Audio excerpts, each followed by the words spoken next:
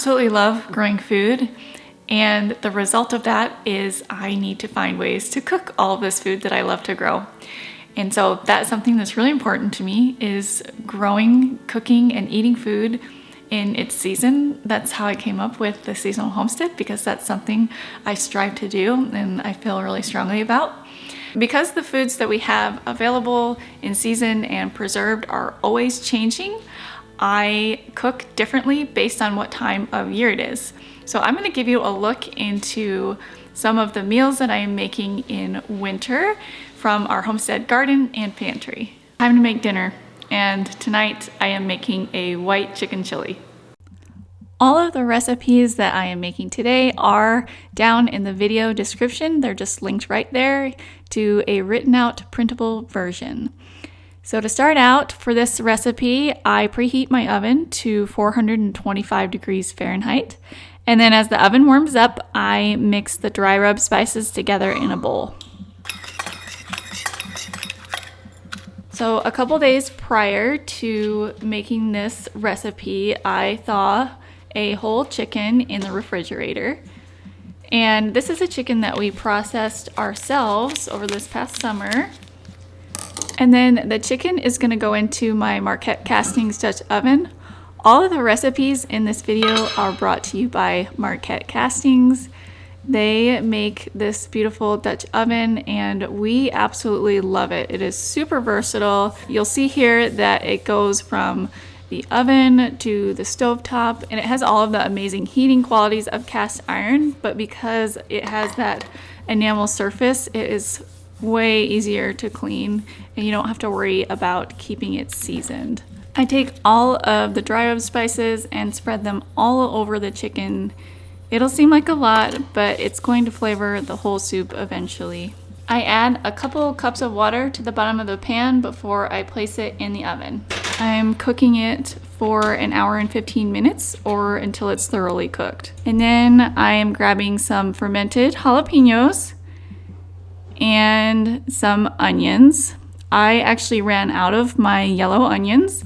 So when you're cooking from the pantry, you just have to be creative. And so instead, I am going to use some red onions that I have. And then I'm also going to grab 2 quarts of chicken stock that I put up over the summer.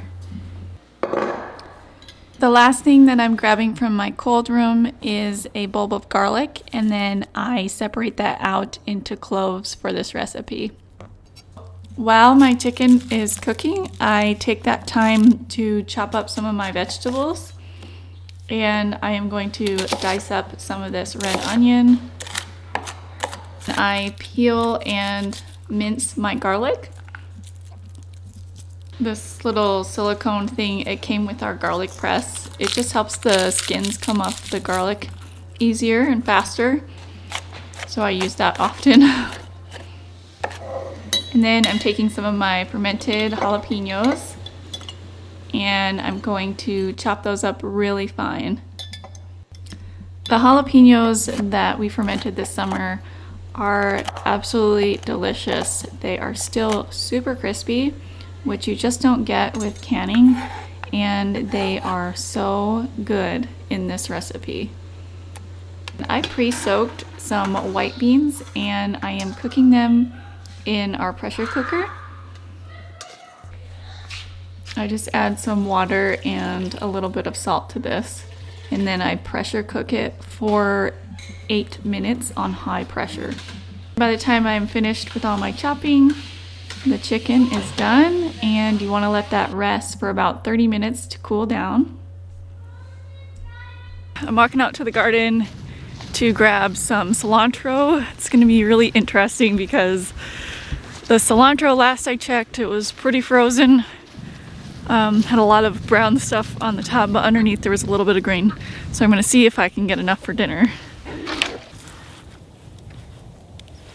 So I'm heading back inside. Actually, whoa, don't want to lose any. This stuff's precious. I got a decent harvest. So, all things considered. Oh gosh. After I brought the cilantro in, I got it all chopped up, and ready. This cilantro actually goes in at the very end. I was just prepping it.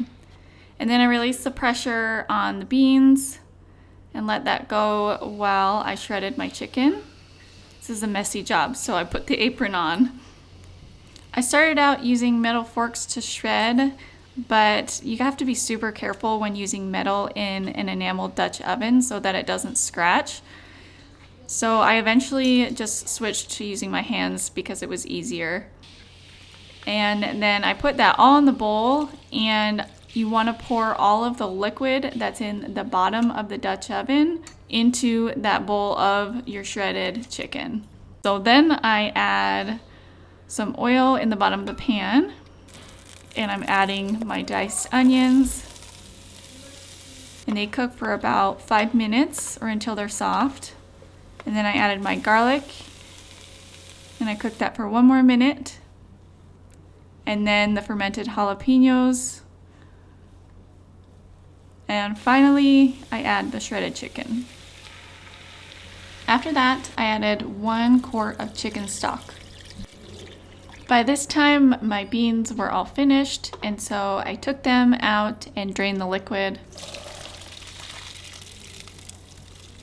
And then I put 2 cups in a blender. You could also use a food processor.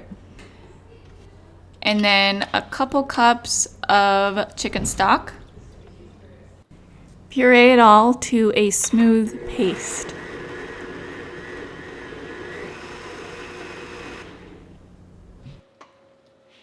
Then I'm adding 4 cups of cooked beans and what is left over of the 2 quarts of chicken stock. And then finally that pureed bean paste in there helps thicken it up. And I'm grabbing some frozen corn. I measure that out and add it to the chili, and then give it a good stir. And finally, I'm squeezing some limes here to add some lime juice. You can also use canned lime juice if that's all you have in your pantry. At the last minute, I added a couple extra spices to this. I'm adding some cumin and some additional paprika. After that, add salt to taste. The Marquette Castings Dutch oven looks so nice that you can use it to serve your food as well. At the very end is when I put in my cilantro. It keeps all the flavors nice and fresh. This is a new family favorite of ours, the white chicken chili. And when we have these things in season, we're gonna make sure we make it a lot because my kids declared it was delicious. It's good. It's actually everything but usually in the ferment. I'm just gonna go ahead and get started on dinner today, and I am making a stuffed butternut squash. I'm grabbing some butternut squash from our pantry. These are just stored at room temperature. It has been maybe 7 months since I picked them, and they're still in perfect condition. What? For dinner. We still have Butternut squash? squash? Yeah.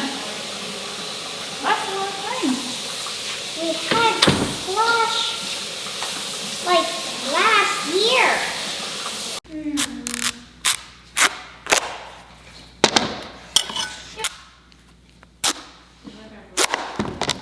I cut the tops off our butternut squash, and then I cut them down the middle the long way. And after that, I scrape the seeds and the skins from out of each of the cavities. And this is a favorite treat of our chickens, so I save all those things to feed to our chickens. And then you want to put them face up on a baking tray, and I brush on some oil. Whatever oil I have on hand is what I use. So this is cooking from the pantry. You use what's in your pantry. So sometimes it is bacon grease, sometimes it's lard, and other times it's just like an olive oil. Then I add salt and pepper and flip those back over so they face down and the skin faces up. And I set my oven for 425 degrees. And then I went outside, and I am picking what is left of my kale here. You can see it's kind of at the very end of its life because it's cold now, and so things grow really slow. But I was able to gather enough kale for this recipe. By the time I got back inside, the oven was all preheated, so I put my squash in to cook for 1 hour. I used my Marquette Castings Dutch oven, placed it on the stove top, and turned the heat on. I'm browning a couple pounds of ground pork sausage, and I get that thoroughly cooked. And then I gather 2 onions, and again, I'm using my red onions because this is what I have in my pantry. I'm also gathering 2 apples for this recipe. And the other thing I grabbed from my pantry is fermented jalapenos. I dice up both my onions.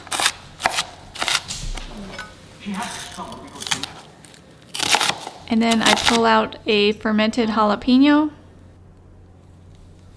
And finally, I core the apple and slice it. I keep the skin on for this. And I chop it into smaller bite-sized pieces. I pour out a couple cups of pecans. These are obviously not from our land. We did plant a couple pecan trees, but it's going to be about 10 years before they produce. And then I chop those up. I dice them really fine for this. So I emptied this pan of the sausage and I just put it into a glass bowl because now I'm going to put in all of the veggies and the apples into this one and get them to saute, and then I'll add it all back in together. I'm adding my onions and my apples and want to cook them until the onions are translucent. And you could add just the onions and then add your apples. I found that doing them together, my apples got a little bit softer than I would have liked. Then I added garlic and pecans, and I'm adding a little bit of oregano and basil here, just because our pork sausage is so mildly seasoned. And then I'm adding back in the pork sausage. So I'm sharing my secret ingredient for this recipe, and it's not going to be a secret anymore, but this is apple butter, and I just put a couple tablespoons into the mix. So I really like foods that are like sweet and savory at the same time.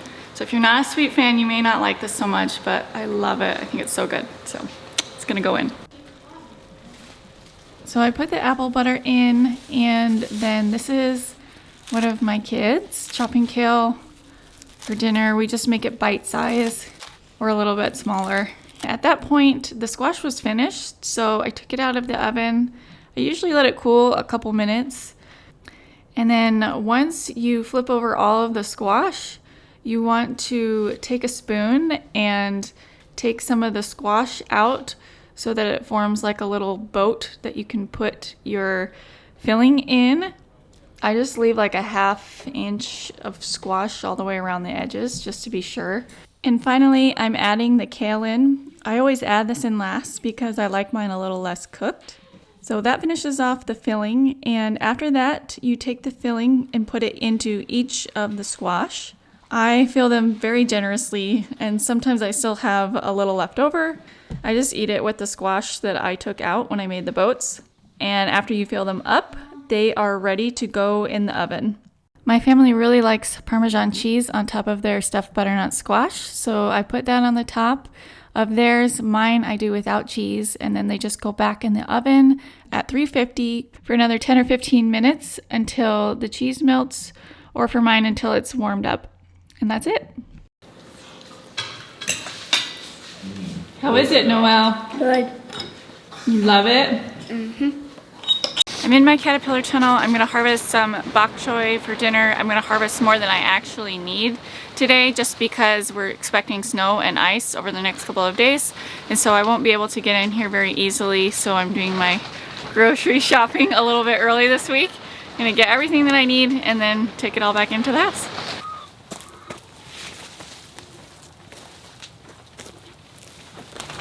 Okay, so this stuff is actually going to seed, so it's good that I'm harvesting the rest of it, pretty much. Time to plant something new.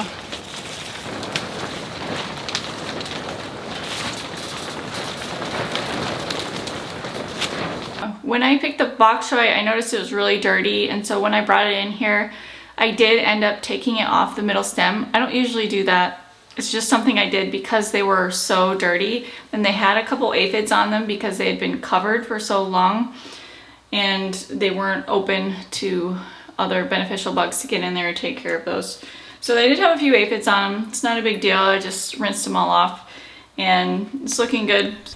For dinner tonight, I am making a beef, bok choy, and snap pea stir fry. This one comes together super fast, like a half hour, so it's great for nights when you're busy. So I start out by slicing some steak, and a little trick that I learned with steak for Asian meals when you want to slice it really thin is you want to cut the steak when it's still semi-frozen, and that way you can get nice thin slices. From my pantry, I'm getting some dehydrated sliced red peppers, and I'm putting them out on my cutting board because I want them to be a little bit smaller in this stir fry, so I cut them into smaller pieces. It's a little bit messy because they're dry. Before I started to cut the peppers, I warmed up some water to a boil, and then I turn off the heat and add the dehydrated red peppers. And then I just let them sit there as I prepare the rest of the ingredients.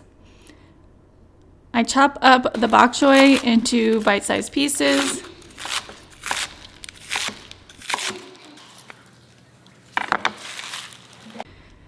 After that, I went to my freezer and I got some frozen snap peas. I grab a couple pounds of those, and then I just put them into a bowl and fill them with a little bit of water to thaw just slightly. I love a lot of garlic in my stir fries, so I am preparing 8 cloves of garlic. I still have a little bit of our homegrown ginger left, so I added some of that as well. And then my kids helped me to dice up some onions. So this next step I should have done at the beginning, but I'm showing you the order that I actually did it in.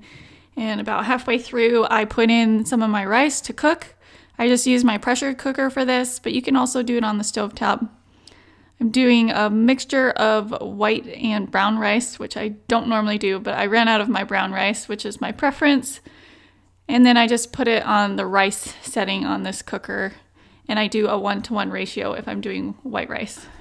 After that, I make a sauce for the stir fry. So it includes hoisin sauce, chicken broth, and then I do a couple tablespoons of a fruit butter. Doesn't really matter which kind. I just use that instead of a sugar because it has a little more flavor. And then I'm adding some cornstarch and sesame oil. And then finally some soy sauce. I use tamari for this, but you could also use coconut aminos or the soy sauce. Anything really works here. And then I mix it all together. I take out my Marquette Castings Dutch oven and place it on the stovetop, and I put it on medium-high heat. Then add some sesame oil, and once that heats up, I just add the beef right on top of that, and I cook it until it browns. And then once it's all cooked, I remove it from the Dutch oven because I don't like it overcooked. It gets really tough. So I just remove that from the Dutch oven. And then I add in my onions and let those cook for about 5 minutes. And then the garlic and the ginger. And then I let those cook for a couple minutes more, and I add the beef back into the mix. And then I'm adding my red peppers that I rehydrated along with any liquid that was in there. And then finally I add the sauce mixture that I made up. And I cook that until it starts to thicken a little bit. And I'm adding bok choy on top of that. And finally the snap peas on that. And I just mix this all up. Sometimes I cover it, sometimes I don't. Either way actually works fine. I just keep mixing it until it looks like it's thoroughly cooked. And you're seeing here, I actually took out some of the juice and added a little more cornstarch to that. Mixed in a little bit more because I wanted a nice thick sauce. And usually when I make stir fry, I don't have bok choy, but bok choy has a lot of water in it. So I added a little bit more cornstarch, and then that's it. It's a super quick and easy meal, really yummy. We serve it with the rice, and then we take out some of our kimchi and eat it with that as well. I hope you guys enjoyed this look into what we eat on a daily basis from our homestead pantry and garden.